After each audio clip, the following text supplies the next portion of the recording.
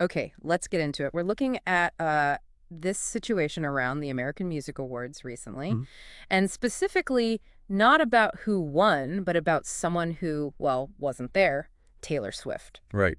Her absence really got people talking, didn't it? It really did. And looking through the source material, it's clear why. It wasn't just, oh, she couldn't make it. No, not at all. There was this huge expectation built up. Fans were pretty convinced something specific was going to happen. Yeah, the sources are full of it. The big one was Reputation, Taylor's version. Everyone seemed to think the announcement was coming, like, at the AMAs. And, she had 6 nominations that night, Yeah. which is huge. And she already holds the record 40 AMA wins total. Crazy record. Yeah.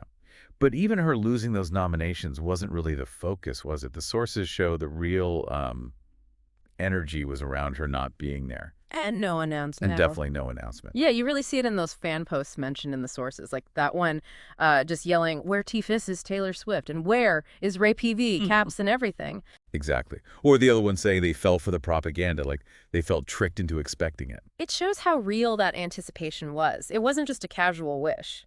And, according to the fans digging into this stuff, it wasn't entirely out of the blue. There were perceived clues, breadcrumbs. Mm-hmm. The sources mention a few potential ones, some stuff about influencer tracking numbers maybe, but then the more concrete-seeming things. Like the website. Yeah, the refresh of her official website right before the show. The sources pointed out the 4 new sections: apparel, music, accessories, sale.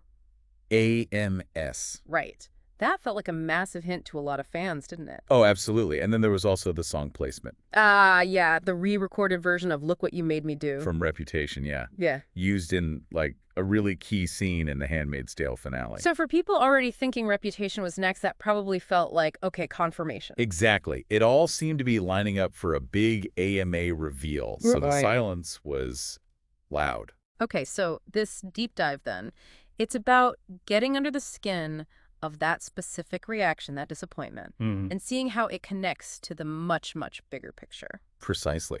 Because this isn't just about one award show or one potential album announcement.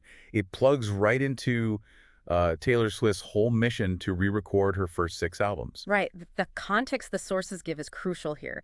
It goes back to 2019 when her old label, Big Machine Records, was sold. Sold to Scooter Braun, yeah. Yeah. And that sale included the master recordings of her first 6 albums, the originals. And she was very public about how unhappy she was about that, wasn't she? Especially since, as the sources note, she'd apparently tried to buy them herself before. Right.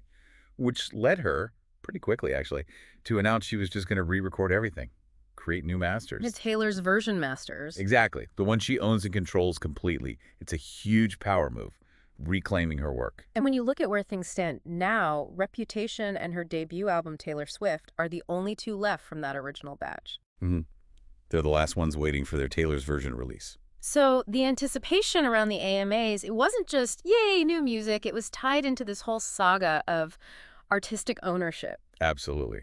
It was potentially the next step in this massive, very public undertaking. Yeah. So her absence and the lack of an announcement, it wasn't just a missed party. No, it kind of feeds back into that whole narrative, doesn't it? It really does. It highlights how deeply invested fans are, not just in the songs themselves, but in her fight for control over her art, her legacy. It's quite something. So thinking about this whole episode, the clues, the expectation, the letdown, all tied to these complex music rights issues, kind of makes you wonder, doesn't it? What does this tell us about that relationship now between these huge global stars, their incredibly online and engaged fans, and the whole messy business of owning music today? Yeah.